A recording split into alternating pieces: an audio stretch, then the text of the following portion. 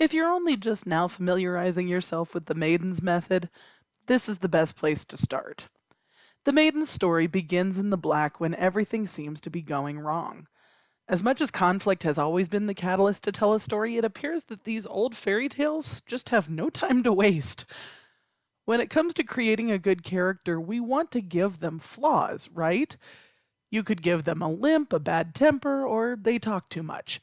Just those little quirks of humanity that allow for a mostly good person to become a more interesting character. But it's not enough to have a surfacey problem. As a writer, you want to address, if only in your head, why are any of these things a flaw? I'm not talking about a philosophical discussion about what's actually good or bad. I'm talking about insecurity. There's nothing wrong with having a limp, but have that conversation with your character and you're going to drum up a fear of loss, past trauma from the injury, overcompensation, or even just embarrassment. Maybe that's why they have an anger problem. Maybe they were born with a limp, felt they were never truly seen, so they talk too much when anyone does take notice of them. For character development, you need to be willing to lay your creations down on the couch. Figure out who they are and why they tick. One of the best things you can do is turn to their insecurities. They will have begun here in the Blackening. A real person doesn't ask, "Why was I abandoned?" Even if they were to receive an answer from the person who abandoned them, it wouldn't be enough to know their motives. A real person wonders, why wasn't I good enough for them to hold on to? And since few people ever actually pose that question aloud, they rarely get all the way through to the end of it. Most of us just walk around with this echo in our brains that we've had since childhood asking, why wasn't I good enough? If you're writing a villain, you might even want to let them reformulate the question a little to ask themselves, am I good? Am I enough? The word abandon literally means to let go. And as far as the first step is concerned, subpar care presupposes care. So when a mother bird presses a reluctant chick to leave the nest, that baby bird was just abandoned to subpar care. From mom care to self-care is definitely subpar. But it doesn't mean that our baby bird protagonist was maliciously cast aside by someone who doesn't care for them any longer. Still, there is an opportunity for insecurity if baby bird didn't feel ready to leave. Before moving any further, I have to define what I mean by feminine. This section does not necessarily concern itself with a female threat. It's just that most females tend to be mostly feminine. And when we're talking about archetypes, we're not getting hung up on the literal. We need to see through to the grander representation. And if you've ever worked with sound equipment, you know the grander archetypal assertion of using a term like male or female. Which is internal, which is external.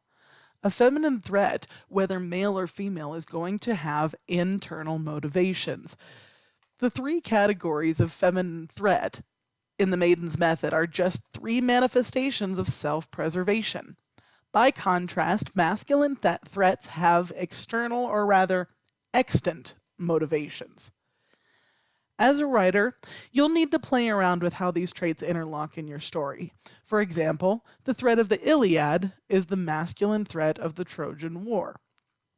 But the internal, read feminine, motivations of the war were up on Mount Olympus. And I'm not just talking about Hera, Athena, and Aphrodite.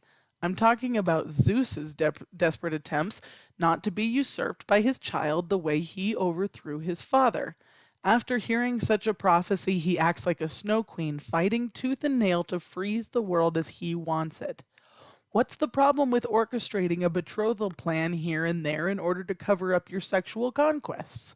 Why not publicly scorn the goddess of discord?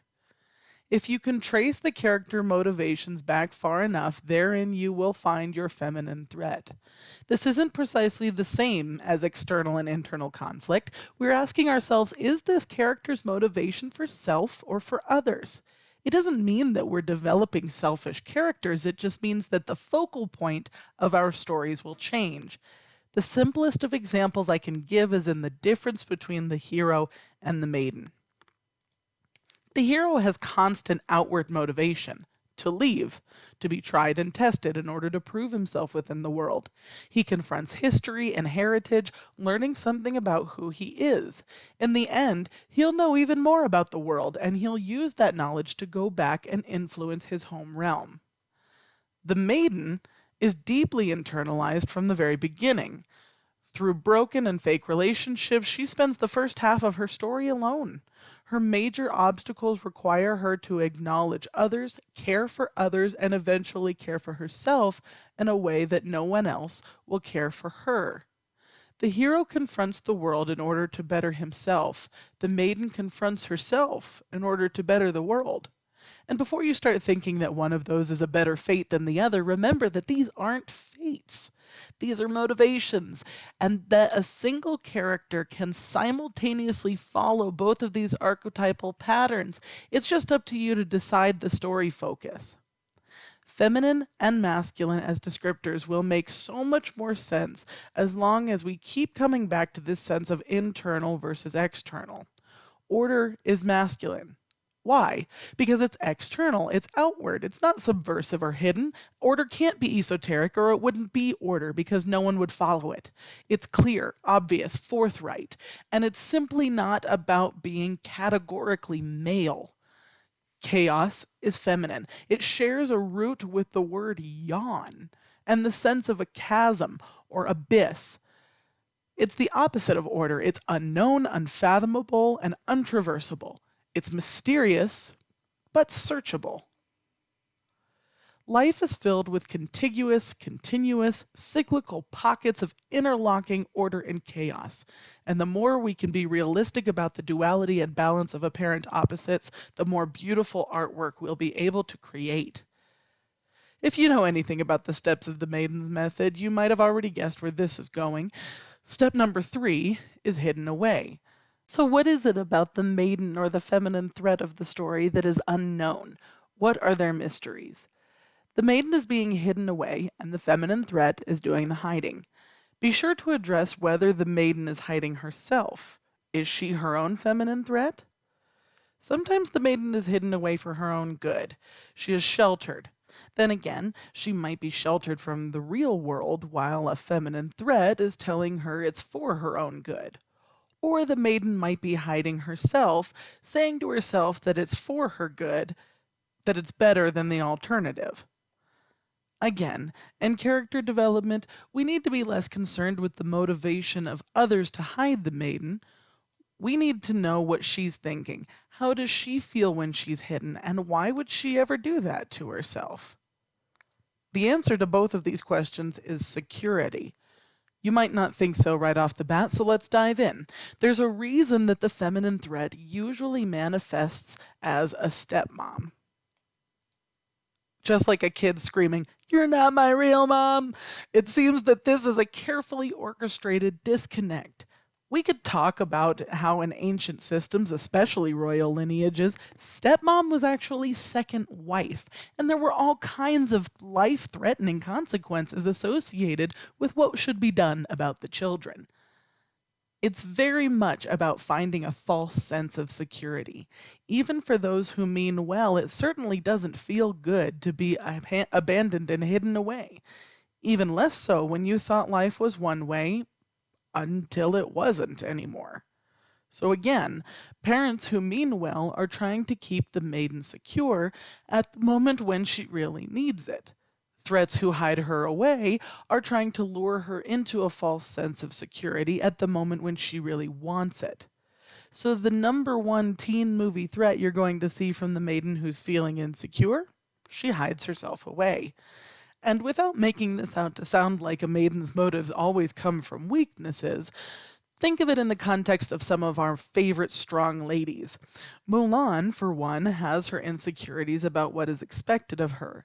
But there's a war coming, and that will lead to sure destruction for her father and family. She leads herself away as a man in the army seeking to gain security by taking matters into her own hands. It's really just about acknowledging that some opportunities afford more options for long-lasting security. The sad thing and hard thing for characters to overcome is whether they should feel secure in a given situation. And just because a maiden hides herself doesn't necessarily make her into her own threat, but if she is her own threat, hiding herself is just one more obstacle she's laying in her own path. Let's recap. The maiden is made to feel insecure by real or perceived abandonment. She is threatened by the unknown. Mysteries threaten to overtake her, and the line between truth and lies has become so blurred that she chooses to lean into the abyss. She goes where even less is known, where less is seen, where the truth is choked out, all for the sake of a false sense of security. We will have a sequel to this segment in order to highlight one really good example of a hag. Now, there aren't many, so in future videos, our examples of the feminine threats might be more numerous, but for now, we've got a really good example that everyone loves to hate. Jan Levinson Gould.